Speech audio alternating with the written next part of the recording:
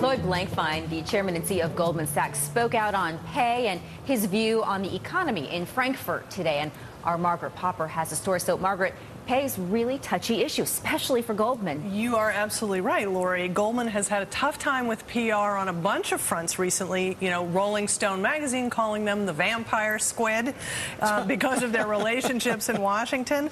And Goldman is known on Wall Street for escalating the pay because, of course, it's a percentage of revenue. Goldman does really well, so their pay is really high. But Blankfein is a supporter of setting industry standards. Compensation continues to generate controversy and anger. And in many respects, much of it is understandable and appropriate.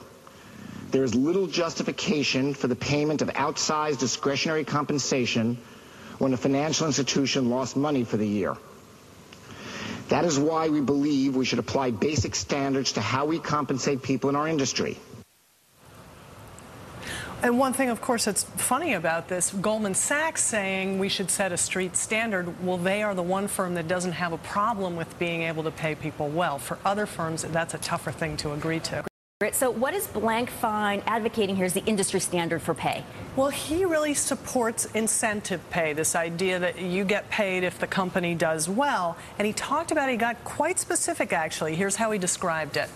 After the shocks of recent months and the associated economic pain, there is a natural and appropriate desire for wholesale reform of our regulatory regime. We should resist a response, however, that is solely designed around protecting us from the 100-year storm.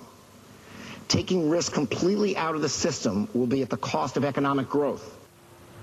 And that's actually the wrong quote that I wanted to hear from him. But what he talked about actually was saying you create incentive pay that links to a 3-year track record so that you can have a clawback.